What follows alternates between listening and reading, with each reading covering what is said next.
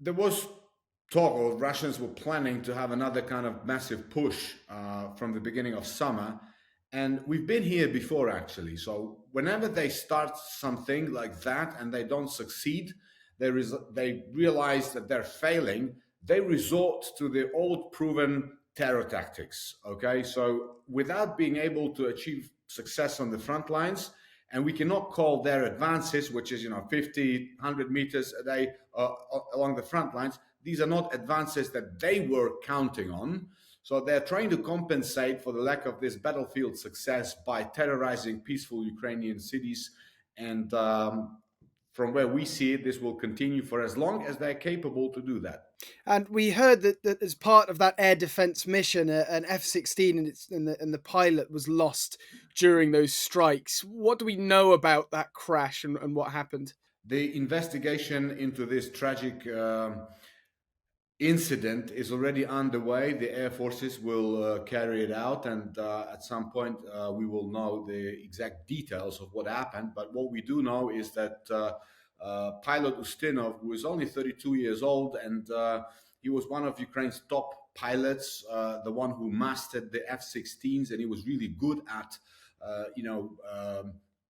at his missions. And on that specific night, he was going after his eighth target. So that means that he actually intercepted and destroyed before he was in that incident. He destroyed 7 Shahed drones, which means he saved a lot of lives. And according to the Air Force, when his F-16 was suffered the damage, he didn't catapult because being a hero, he tried to veer away the aircraft from the residential areas, and so he saved even more lives. But of course, he sacrificed his own. This is why President Zelensky yesterday awarded him with the honor of being the hero of Ukraine.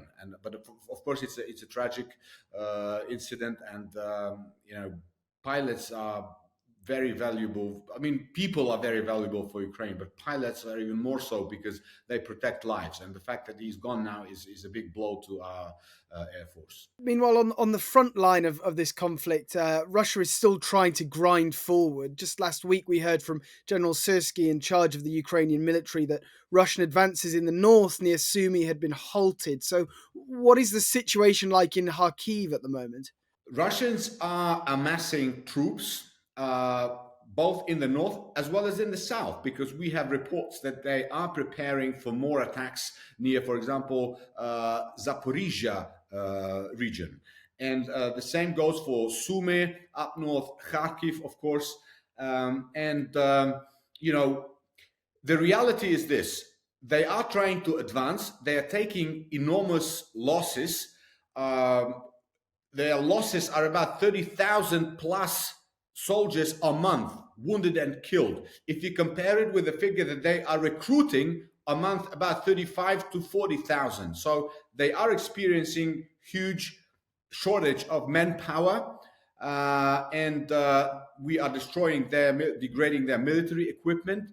So this is what I said at the beginning, right? The summer offensive, which they had in mind, hasn't worked out the way they planned. But of course, this still translates into terror unleashed on cities like Kharkiv, because Russians, for example, are now sometimes capable of reaching Kharkiv even with drones, like something that they were not able to do before.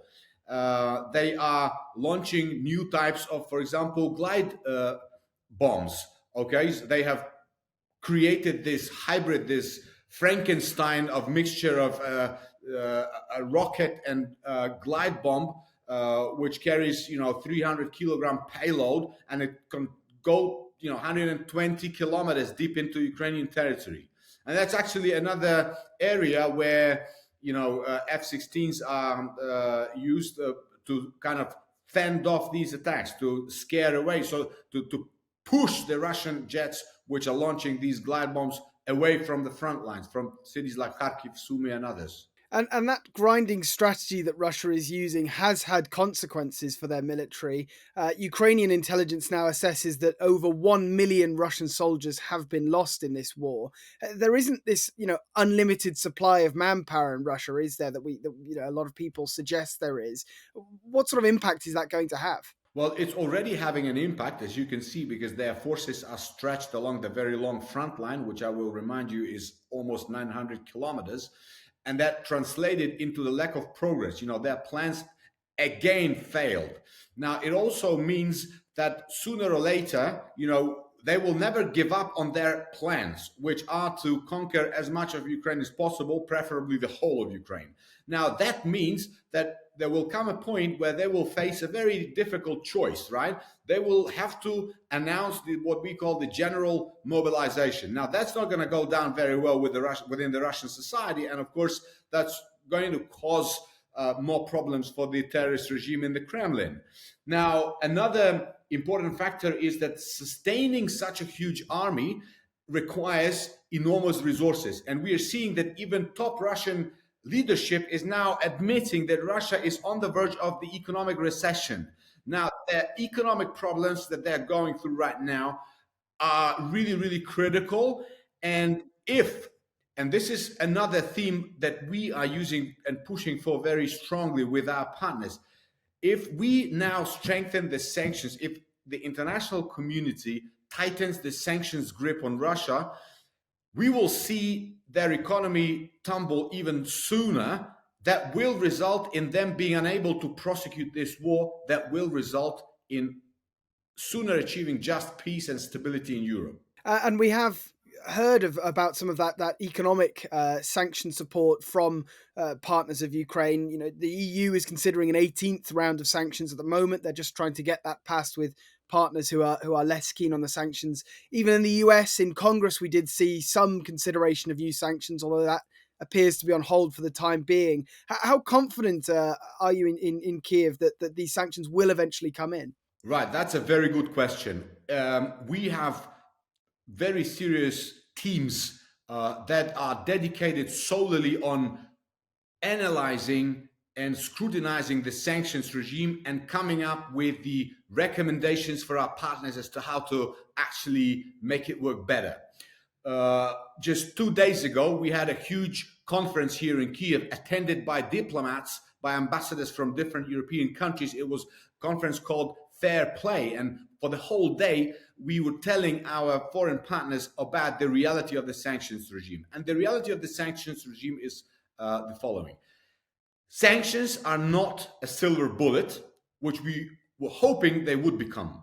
So sanctions regime have not resulted in immediate suffocation of the Russian economy. However, with time, sanctions regime makes it more difficult for Russia to, procure weapons to run their economy, and it has the cumulative effect that is hitting the Russian economy gradually but strongly. Now, we have shown to our friends, those who attended that conference, which was attended also by President Zelensky, we have shown there was an exhibition of, for example, Shahed drones, which we have mentioned here, and the ones that we were able to intercept in good shape and dissect them.